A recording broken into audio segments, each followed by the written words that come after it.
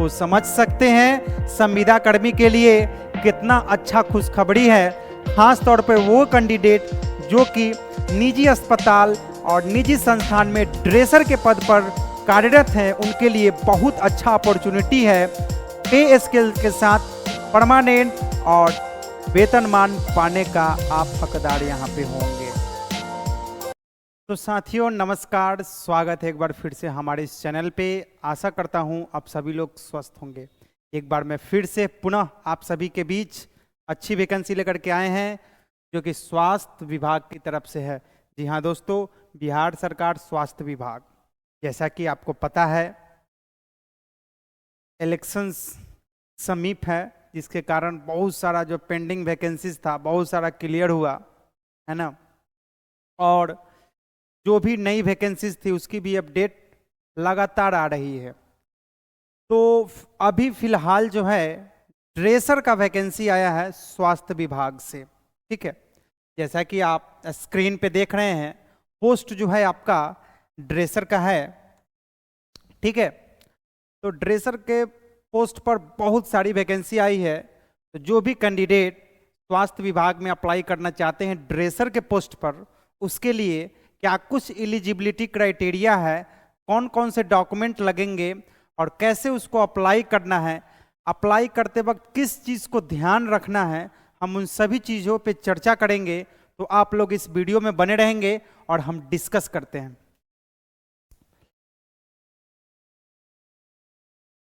ये देखिए दूसरा जो आपका सामने में दिख रहा है नंबर ऑफ पोस्ट।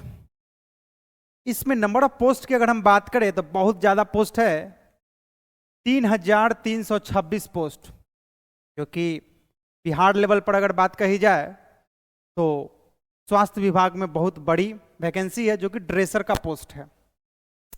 इसको आप लोग अप्लाई कैसे करेंगे, राइट? तो उसकी तो चर्चा हम करेंगे ही। आगे हम फिलहाल एक इंपॉर्टेंट बात बता देना चाहते हैं कि संविदा कर्मी भी अप्लाई कर सकते हैं। जी हाँ दोस्तों, अगर आप ऑलरेडी स्वास्थ्य विभाग में ड्रेसर के पोस्ट पर संविदा कर्मी के रूप में कार्यरत हैं तो आपके लिए बहुत अच्छा खुशखबरी है और वेतनमान पाने का आपको मौका मिलेगा बिहार सरकार की तरफ से। जी हाँ दोस्तों, इस ड्रेसर के पोस्ट पर संविदा कर्मी भी अप्लाई करेंगे और उनको औरों के मुकाबले कहीं ना कहीं प्राथमिकता भी दिया जाएगा। उन सभी चीज़ों पे हम चर्चा करेंगे। मेरे पास विभाग के द्वारा जो जारी किया गया है लेटर, उस लेटर को हम लोग डिस्कस करेंगे और देखते हैं कि उसके लिए क्या कुछ क्राइटेरिया है जिसमें संविदा कर्मी के लिए बेनिफिशियल है। तो सबसे पहले ये रहा आपका ऑफिशियल वेबसाइट, ठीक है, बिहार टेक्निकल सर्विस कमीशंस का। और ये रहा एडवर्टीजमेंट, जो नया नया जो भी एडवर्टीजमेंट है बार बार स्क्रॉल अप हो रहा है ना। तो यहीं से जो है जब आप रिक्रूटमेंट वाले सेक्शंस पे आप आएंगे, ये देखिए रिक्रूटमेंट वाले सेक्शन पे जब आप आएंगे तो इस पे आपको क्लिक करना है। तो जैसे ही आप क्लिक करेंगे तो जो भी रिक्रूटमेंट होगी वो आपको दिख जाएगा और उसके ठीक सामने एडवर्टीजमेंट का नाम, उसका कब से रजिस्ट्रेशन डेट है, रजिस्ट्रेशन डेट कब क्लोज होगा, एप्लीकेशन का last date, last payment date, उसके बाद अप्लाई लिंक, है ना। तो ये सब चीजें यहां पे आपको मौजूद रहेंगी।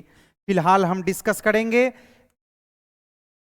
Advertisement for the regular appointment post of dresser, है ना। ड्रेसर के पोस्ट पर रेगुलर अपॉइंट किए जाने के लिए जो क्या कुछ क्राइटेरिया है।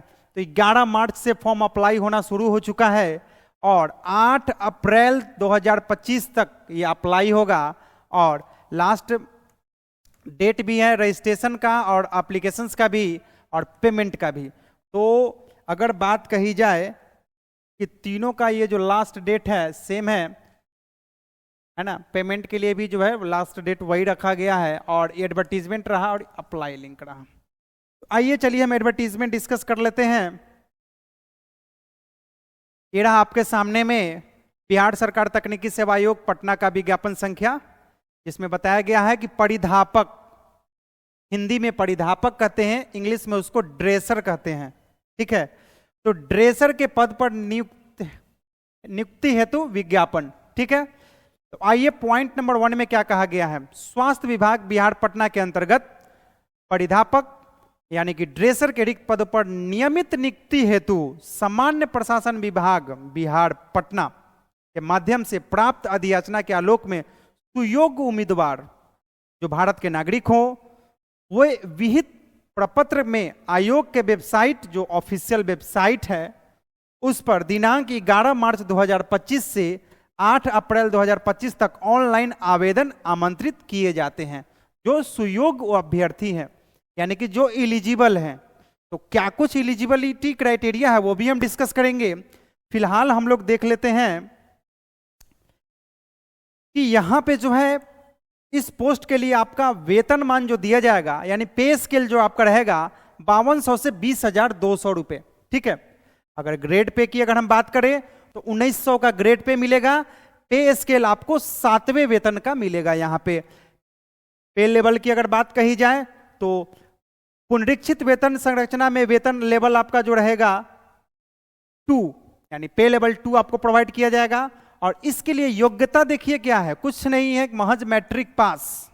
अगर आप मैट्रिक पास हैं उसके साथ अगर आपने किसी भी संघ अथवा बिहार राज्य अथवा अन्य राज्य सरकार द्वारा मान्यता प्राप्त संस्थान से CMD यानी कि certificate in medical dresser, CMD certificate in medical dresser का अगर आपने सर्टिफिकेट प्राप्त कर रखा है, आपके पास प्रमाण पत्र है, तो आप यहां पे एलिजिबल है।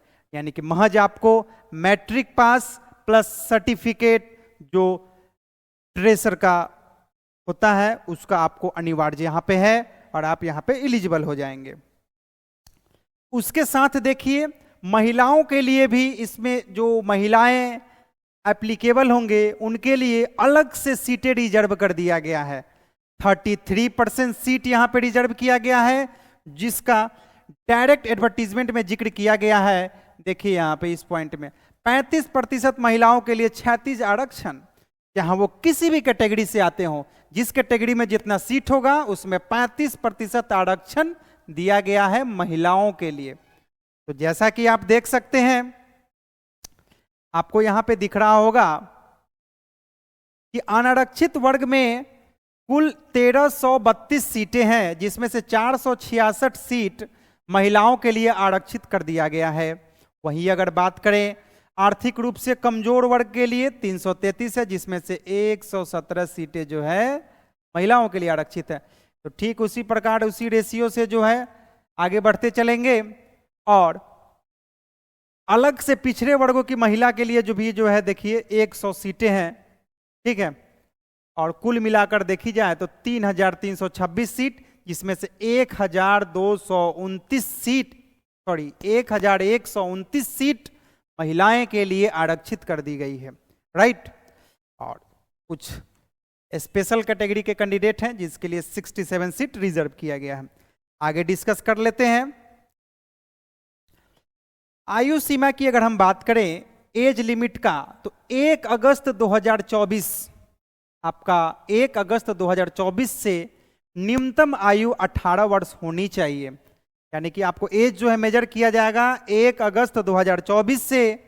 और आप लोग अपना देख लीजिएगा कितने वर्ष के हैं। अगर आप 18 हैं तो आप एप्लीकेबल हैं। उसके साथ लास्ट अगर बात की जाए अधिकतम उम्र सीमा तो 37 वर्ष तक अनारक्षित वर्ग के लिए है और अनारक्षित वर्ग के महिलाओं के लिए 3 साल का यहाँ पे रिलैक्सेशन दिया गया। यानी जनरल कैटेगरी के महिलाओं के लिए 40 साल का यहाँ पे एज लिमिट है। और पिछड़ा वर्ग, अत्यंत पिछड़ा वर्ग, चाहे वो पुरुष हो चाहे वो महिला हो, उनके लिए 40 वर्ष है। और SC ST कैटेगरी में चाहे वो पुरुष हो चाहे या फिर महिलाएं हो, उनके लिए 42 ईयर्स यानी कि 5 साल का रिजर्वेशन SC ST को मिलता है। और पिछड़ा और अत्यंत पिछड़ा को 3 ईयर्स और ऑल कैटेगरीज के फीमेल कैंडिडेट को 3 ईयर्स और बाद बाकी 37 ईयर्स है। ठीक है, आगे बढ़े। चलिए यहां पे एक देखिए बात कहा गया है आयोग द्वारा मैट्रिकुलेशन या समतुल्य प्रमाण पत्र में अंकित उम्मीदवारों की जन्म तिथि मान्य की जाएगी। यानी कि आपने जो मैट्रिक में आपका डेट ऑफ बर्थ था वही यहां पे मान्य होगा, उसी हिसाब से मेजर किया जाएगा। पॉइंट नंबर 2 में क्या कहा गया है कि दिव्यांगों को छूट दिया जाएगा 10 वर्ष तक का, ठीक है, उम्र सीमा में। और समान प्रशासन विभाग द्वारा अगर कोई कैंडिडेट ऐसे सरकारी सेवक जो बिहार सरकार के नियमित रूप से नियुक्ति सरकारी सेवक हैं, जो 3 वर्षों के निरंतर सेवा पूर्ण कर चुके हैं, यानी कि आपको नियमित कर दिया गया है। जैसे कि संविदा कर्मी में भी जो है बहुत सारे एम्प्लॉय को जो है नियमित कर दिया गया है 60 वर्ष तक के लिए, तो वो नियमित कैंडिडेट कहलाएंगे। और उसके साथ अगर उनके पास 3 वर्षों की निरंतर सेवा पूर्ण कर चुके हो, ठीक है, उसके बाद उच्चतर वेतनमान की सेवा में जाने हेतु अधिकतम आयु सीमा में 5 वर्षों की छूट अनुमान्य होगी। यानी कि अगर आप स्वास्थ्य विभाग में या फिर अगर आप कहीं सरकारी सेवक आप हैं तो आपको 5 वर्ष तक का छूट यहां पे दिया जाएगा। समझ रहे हैं हमारी बातों को?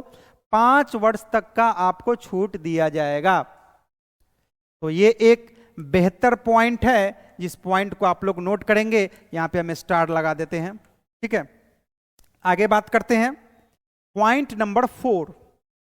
बिहार राज्य के अंदर अवस्थित राज्य के सरकारी अस्पताल या फिर संस्थान तथा गैर निजी जो केंद्र सरकार के अंतर्गत आते हो या फिर पंचायती राज, नगर निकाय या फिर नियंत्रणाधीन के अंतर्गत आते हो, तो उस अस्पताल में ड्रेसर के पद पर संविदा के आधार पर विधिवत नियोजित, यानी कि विधिवत नियोजित अभ्यर्थियों को अधिकतम उम्र सीमा में उक्त नियोजन की अवधि में समतुल्य अवधि की छूट दी जाएगी।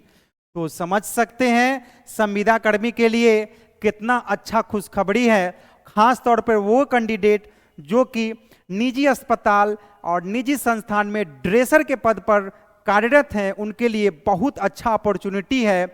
पे स्केल के साथ परमानेंट और वेतनमान पाने का आप हकदार यहां पे होंगे, ठीक है। चलिए, तो उनको छूट दी जाएगी। तथा किसी कार्यरत वर्ष, अगर आप किसी कार्यरत वर्ष के अंश को भी इसमें शामिल किया जाएगा, है ना, यानी कि जो आपका काम कर रहे हैं और जिस साल आप काम किए हैं उसको भी आपको यहां पे शामिल किया जाएगा। और उसके साथ आपको उम्र सीमा में छूट की गणना, कट ऑफ डेट आपको 1 अगस्त 2024 रहेगा, है ना। तो 1 अगस्त 2024 से आपको जो है उम्र सीमा में छूट दिया जाएगा, यानी 1 अगस्त 2024 से जो है मेजर किया जाएगा और उस हिसाब से आपको देखा जाएगा कि कितना आपका एज है, ठीक है। कट ऑफ डेट आपके यहाँ पे बता दिया गया है। और आगे देखिए, सामान्य प्रशासन विभाग परिपत्र संख्या 212, ये बहुत इंपॉर्टेंट पॉइंट है जिसको मैं जिक्र कर रहा हूं। सामान्य प्रशासन विभाग परिपत्र संख्या 212 23 जनवरी 2006 के प्रावधान के आलोक में पूर्व वर्षों में ड्रेसर हेतु प्रकाशित विज्ञापन संख्या जो पहले विज्ञापित हुआ था, विज्ञापन संख्या 216 है, जो कि 30/6/2006 की तिथि से उम्र की गणना की गई थी। उसमें जो है 30/6/2006 से उम्र की गणना की गई थी। अतः वैसे अभ्यर्थी जो दिनांक 1 अगस्त 2006 से 1 अगस्त 2024 तक उक्त अधिकतम उम्र सीमा के अधीन आते हैं, यानी कि वहां से लेकर के अगर आप यहां तक 1 अगस्त 2024 तक आप एलिजिबल हैं एज लिमिट में, पहले भी अगर आपने इसमें इस विज्ञापन में अगर आपने अप्लाई वगैरह किया होगा तो उस हिसाब से अगर देखा जाए तो पहले भी एडवर्टीजमेंट निकला था 1 अगस्त 2006 से 1 अगस्त 2024 तक के अधिकतम उम्र सीमा के अधीन अगर आप आते होंगे तो आपको भी जो है, चाहे वो एज लिमिट आपकी ज्यादा हो चुकी है, क्रॉस कर चुकी है, फिर भी आपको मौका दिया जाएगा। इस पॉइंट को यहां पे किया गया है, ठीक है। अब देखिए दूसरा पॉइंट आपका, संविदा पर कार्यरत अभ्यर्थियों का कार्य अनुभव एवं संविदा अवधि के समतुल्य अधिकतम उम्र सीमा में छूट का लाभ उसी पद पर नियमित में देय होगा। तो साथियों, अगर आप ड्रेसर के पद पर हैं तो आपको ड्रेसर वाले में ही वैकेंसी में जो है आपको वहां पे छूट दिया जाएगा उम्र सीमा में। ठीक है, इस बात को यहां पे कही गई है क्योंकि अलग अलग वैकेंसी स्वास्थ्य विभाग में आया है और स्वास्थ्य विभाग का अलग अलग डिपार्टमेंट होता है, तो डिपार्टमेंट के पॉइंट ऑफ व्यू से इस बात को, इस पॉइंट को कहा गया है कि उस संविदा कर्मी जो ड्रेसर के पद पर कार्यरत हैं उन्हीं को ड्रेसर के पद पर नियमित होने के लिए पे स्केल के साथ आपको इसी कैटेगरी में छूट दिया जाएगा, यानी कि इसी में दिया जाएगा। इस बात को यहां पे कहा गया है, छूट का लाभ उसी पद पर नियमित में देय होगा। उसके बाद सातवां जो आपका पॉइंट है, किसी अभ्यर्थी को कंडिका 2, 2, 3, 4, 5, 6 यानी ऊपर का में से कोई एक ही छूट अधिकतम आयु सीमा में देय होगा, यानी किसी एक में ही जो है आपको छूट दिया जाएगा। इस बात को यहां पे जिक्र किया गया है। आइए चलिए आरक्षण की बात कर लेते हैं। तो आरक्षण तो वही है जो शुरू से चलते आ रहा है, आरक्षण का कोई दिक्कत नहीं है। ठीक है, अगर बात करी जाए ऑनलाइन आवेदन में इंगित कॉलम में आरक्षण का दावा नहीं करने पर आरक्षण का लाभ नहीं मिलेगा, तो आपको वहां पे फॉर्म अप्लाई करते वक्त किस कैटेगरी में आते हैं उसका जिक्र जरूर कर देना है, आगे कोई भरपाई नहीं किया जाएगा। आरक्षण का लाभ उन्हीं उम्मीदवारों को मिलेगा जिनका स्थायी निवासी बिहार राज्य में है, यानी कि जो बिहार राज्य के मूल निवासी हैं उन्हीं को आरक्षण मिलेगा। बाद बाकी जनरल कैटेगरी में उनको उस तरीके से ट्रीट किया जाएगा। अनुसूचित जाति एवं अनुसूचित जनजाति उम्मीदवारों को निम्नांकित प्रमाण पत्र जमा करना होगा। पहला क्या भाई, जाति प्रमाण पत्र, दूसरा अस्थायी निवास या फिर मूल निवास डोमिसाइल प्रमाण पत्र। ठीक है, पिछड़ा वर्ग की अगर बात कही जाए तो पिछड़ा वर्ग के पास अगर क्रीमी लेयर सहित रहित प्रमाण पत्र अगर आपके पास है, यानी कि एनसीएल अगर आपने बनवा रखा है तो आपको वो देना है, और अस्थायी निवास या फिर मूल निवास प्रमाण पत्र। ठीक है, डोमिसाइल। और देखिए आर्थिक रूप से कमजोर वर्ग के लिए क्या है, आय आपको देना होगा। ठीक है, अगर आप अंकित करते हैं कि आप आर्थिक रूप से कमजोर वर्ग में हैं तो आपको आय देना होगा, एवं परिसंपत्ति प्रमाण पत्र, उसके बाद अस्थायी निवास प्रमाण पत्र या फिर मूल निवास प्रमाण पत्र, है ना। तो उक्त सभी प्रमाण पत्रों अपने अस्थायी अधिवास अंचल के राज्य सरकार द्वारा अधिसूचित सक्षम प्राधिकार द्वारा निर्गत किया गया मान्य होगा, है ना। तो अंचल स्तर पर का दीजिएगा। ठीक है, इस बात को यहाँ पे क्लियर किया गया है, तो ये पॉइंट थोड़ा सा देख लीजिएगा। यही छोटा छोटा पॉइंट है क्योंकि बिहार का वैकेंसी है और यह सब पॉइंट में जो है नहीं ध्यान दीजिएगा तो आगे चल करके फंस जाइएगा। ठीक है, तो इस सब पॉइंट को ध्यान देना है। आगे बात कर लेते हैं। कुछ पॉइंट जो है जो नोट में बताई गई है, केवल जाति प्रमाण पत्र के आधार पर पिछड़ा एवं अत्यंत पिछड़ा वर्ग के उम्मीदवारों को आरक्षण का लाभ दे नहीं होगा। अगर आप केवल जाति प्रमाण पत्र दे देंगे तो उस पर आपको लाभ नहीं दिया होगा। पिछड़ा एवं अत्यंत पिछड़ा वर्ग के सदस्य हेतु क्रीमी लेयर रहित प्रमाण पत्र संलग्न करना अनिवार्य है। देख लिए ना, वहां पे बात इस बात को कह करके मिला दिया गया है। केवल आप कास्ट सर्टिफिकेट दे देंगे तो आपको आरक्षण नहीं मिलेगा। अगर आप पिछड़ा और अत्यंत पिछड़ा वर्ग के कैटेगरी के कैंडिडेट होंगे तो आपको उसके साथ क्रीमी लेयर रहित प्रमाण पत्र जरूर देना है। ठीक है, अन्यथा जाति प्रमाण पत्र मान्य नहीं होगा। चलिए दूसरा पॉइंट इसमें बताया गया है कि सामान्य प्रशासन विभाग की अधिसूचना संख्या 673 यानी कि 8 मार्च 2011 के आलोक में महिला अभ्यर्थियों हेतु अनुसूचित जाति, अनुसूचित जनजाति एवं क्रीमी लेयर रहित प्रमाण पत्र जो पिछड़ा कैटेगरी में आते हैं और अत्यंत पिछड़ा वर्ग में आते हैं, उनके पिता का नाम पता सहित निर्गत होना अनिवार्य है। यानी कि पिता का नाम और पता जरूर उस पर रहना चाहिए, आपका जो सर्टिफिकेट रहेगा। साथ ही इस प्रसंग में सामान्य प्रशासन विभाग द्वारा 2/9/2022 के आलोक में भी कार्रवाई की जाएगी। अगर नहीं देते हैं, अगर आपका गलत इंफॉर्मेशन नहीं देना है, अगर गलत पाए जाने पर कार्रवाई किया जाएगा। इस बात का जिक्र यहां पे किया गया है। आइए चलिए बात कर लेते हैं। ऑनलाइन करने के लिए आपको क्या करना होगा, और बाद बाकी जो कुछ डिटेल्स है आप लोग देख लीजिएगा। ठीक है, मैंने लगभग सारा चीजें क्लियर कर दिया। अब हम बात कर लेते हैं कि आपको अप्लाई करने के लिए आवेदन शुल्क क्या रहेगा। तो आवेदन शुल्क देख लीजिए, सामान्य वर्ग के पिछड़ा वर्ग, अत्यंत पिछड़ा वर्ग, आर्थिक रूप से कमजोर, यानी कि जनरल कैटेगरीज, ओबीसी कैटेगरीज, है ना, ईबीसी कैटेगरीज, है ना, और आर्थिक रूप से कमजोर कैटेगरीज में जो भी कैंडिडेट आते होंगे उनके लिए 600 रुपये लगेगा, ठीक है। और एससी एसटी कैटेगरी वालों के लिए 150 रुपये का आपको यहाँ पे ऑनलाइन एप्लीकेशन चार्ज लिया जाएगा। वहीं अगर हम बात करें महिला उम्मीदवार, चाहे वो आरक्षित के हो चाहे वो अनारक्षित के हो, उनको भी यहाँ पे फी में जो है रिलैक्सेशन दिया गया है, यानी कि 150 रुपया महिलाओं से, चाहे वो किसी भी कैटेगरी में आते हो। अगर बात करें राज्य के बाहर उम्मीदवार, चाहे वे किसी भी वर्ग के महिला हो या फिर पुरुष हो, तो उनको 600 रुपये यहाँ पे देना होगा। देखिए यहाँ पे 600 रुपये बताया गया। अगर आप महिला हैं लेकिन अलग स्टेट से बिलोंग करते हैं तो आपको 600 रुपये एप्लीकेशन का चार्ज देना होगा। चलिए, ये सब एप्लीकेशंस का डिटेल्स रहा। और देखिए यहाँ पे लिखित प्रतियोगिता परीक्षा, आपको चयन की प्रक्रिया में फर्स्ट जो स्टेज रहेगा लिखित प्रतियोगिता परीक्षा, जो कि सीबीटी रहेगा 75 अंक का, है ना।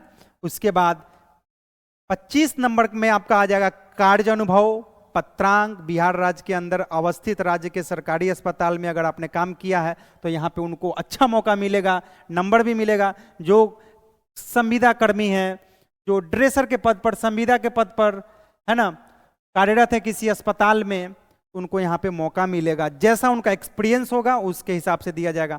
देखिए यहाँ पे चाहे वो केंद्र सरकार के हो, पंचायती राज हो, नगर निकाय हो, इस बात का यहाँ पे जिक्र किया गया है कि 5 अंक से 25 अंक तक दिया जाएगा, राइट। उसके बाद देखिए, किसी वर्ष के अंश के लिए कार्य दिवसों की संख्या में 5 से गुना करने के पश्चात 365 से भाग देकर प्राप्त अनुपादिक अंक जोड़ा जाएगा, है ना। तो इस पॉइंट को समझ लीजिए यहाँ पे, ठीक है, इस पॉइंट को समझ लेना है। जिसमें बताया गया है अगर आप किसी वर्ष के अंश में, मान लीजिए कि लास्ट वर्ष में आप ना 365 दिन, है ना, होता है, जिसमें से 5 से गुना करने के पश्चात 365 से भाग दिया जाएगा, ठीक है। कितना दिन आपने काम किया है उससे 5 से गुना कर 365 से भाग दिया जाएगा। उसके बाद जो भी रेशियो आएगा उसी को जोड़ा जाएगा। इस बात को यहाँ पे कहा गया है। आइए चलिए बात कर लेते हैं आगे। अभ्यर्थी द्वारा लिखित प्रतियोगिता परीक्षा पत्रांक में उक्त परीक्षा में प्राप्त कुल अंकों का प्रतिशत 0.75 के गुणक से गुना करके अवधारित किया जाएगा। यथा यदि किसी अभ्यर्थी को कुल 50% अंक प्राप्त हुआ हो तो उसे 500 इंटू 0.75 यानी कि 0.75 से गुना करके 37.5% अंक दिए जाएंगे। तो ये पॉइंटेड बात है। और लिखित प्रतियोगिता परीक्षा आयोग के सभी अभ्यर्थियों के लिए सीबीटी के आधार पर लिया जाएगा, इस बात का यहाँ पे जिक्र किया गया है। आगे बात करूं, चलिए, प्रश्न पत्र जो आपका रहेगा प्रतियोगिता परीक्षा में,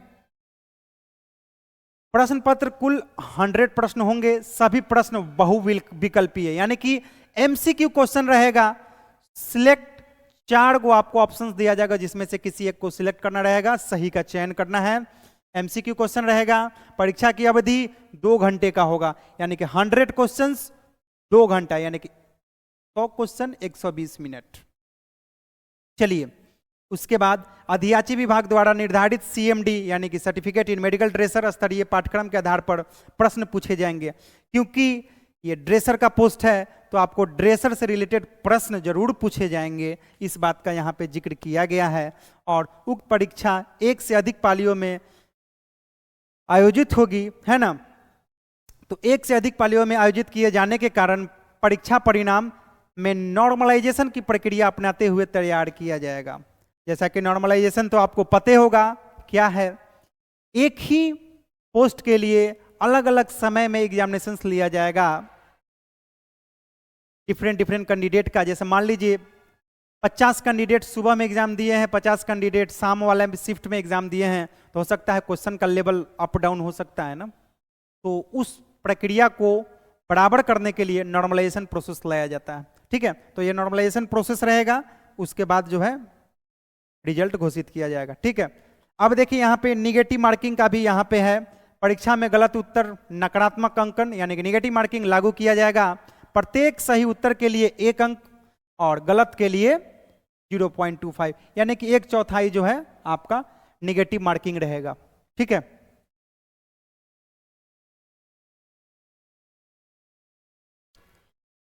आगे ये सब चीजें आप लोग अपना देख लीजिएगा, हम लिंक जो है डिस्क्रिप्शन बॉक्स में दे देंगे। और देख लीजिए कुछ महत्वपूर्ण निर्देश में क्या कहा गया है कि ऑनलाइन आवेदन पत्र में योग्यता, आरक्षण, कार्य अनुभव से संबंधित प्रमाण पत्र, अंक पत्र यथा यानी कि मैट्रिक का सर्टिफिकेट आपका लगेगा ऑनलाइन में। उसके बाद आपने जो सीएमडी का सर्टिफिकेट आपके पास है उसको देना है, उसको लगाना है। उसमें क्या क्या रहेगा देख लीजिए, सर्टिफिकेट इन मेडिकल ड्रेसर के सभी वर्षों का अंक पत्र, मार्कशीट एवं मूल प्रमाण पत्र या प्रोविजनल। मूल प्रमाण पत्र है तो मूल प्रमाण पत्र या फिर प्रोविजनल देना है। उसके बाद जाति प्रमाण पत्र हो गया, जिसमें आपका क्रीमी लेयर रहित प्रमाण पत्र होना चाहिए। आर्थिक रूप से कमजोर वर्ग का प्रमाण पत्र होना चाहिए। उसके बाद आपका अस्थायी निवास प्रमाण पत्र, बिहार राज्य के स्वतंत्रता सेनानी, अगर आप स्पेशल कैटेगरी में आते होंगे तो उसका प्रमाण पत्र, दिव्यांग है तो उसका प्रमाण पत्र, और कार्यकाल का अनुभव प्रमाण पत्र है ना, एक्सपीरियंस सर्टिफिकेट आपको लगा देना है। जो भी संविदा कर्मी कैंडिडेट होंगे वो यहाँ पे लगा सकते हैं। तो चलिए अब अप्लाई कैसे करेंगे वो भी हम जिक्र कर लेते हैं, और ये सब हम दे देंगे, आप लोग डिस्कस कर लीजिएगा, देख लीजिएगा, है ना। पूरा बात यहाँ पे कहा गया है। और ये रहा आपका अनुभव प्रमाण पत्र, देख लीजिए, है ना, जिसमें संस्थान कार्यालय के लेटर पैड, लेटर हेड में निहित हो। ठीक है, तो वो यहाँ पे जो है परिशिष्ट संख्या 1 जो कि ये आपका रहेगा अनुभव प्रमाण पत्र, इसको डाउनलोड कर लेना है, जिसमें अपना ज्ञापन का नाम प्रमाणित किया जाता है। आप अपना नाम, है ना, पता होता है कितना किस पद पर आप कार्यरत थे, कब से कब तक थे, इस सारा चीज, किस पोस्ट के लिए आपको मानदेय क्या था, है ना, क्योंकि संविदा कर्मी को तो मानदेय ही मिलता है ना फिक्स्ड सैलरी के रूप में, तो वो यहाँ पे बता देना है। कार्यालय का यहाँ पे मोहर होगा और हस्ताक्षर होगा, और पदाधिकारी का पूरा नाम, और अधीक्षक जो या फिर सिविल सर्जन जो होंगे उनका यहाँ पे इंफॉर्मेशन रहेगा। ठीक है, तो ये रहा आपका, जिसमें आप संविदा कर्मी जो है अपना सर्टिफिकेट यहां से जो है बनवा लेंगे। अब बात करते हैं अप्लाई कैसे कीजिएगा।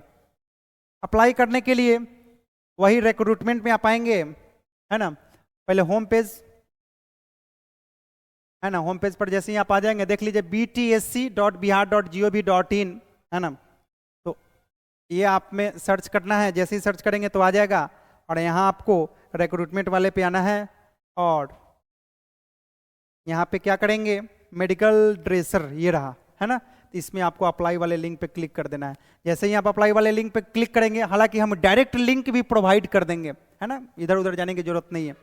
वहाँ यहाँ पे आपको रजिस्टर पे क्लिक करना है, रजिस्टर, है ना, रजिस्टर पे जैसे ही क्लिक करेंगे थोड़ा सा वक्त लगेगा और रजिस्ट्रेशन पेज ओपन हो जाएगा।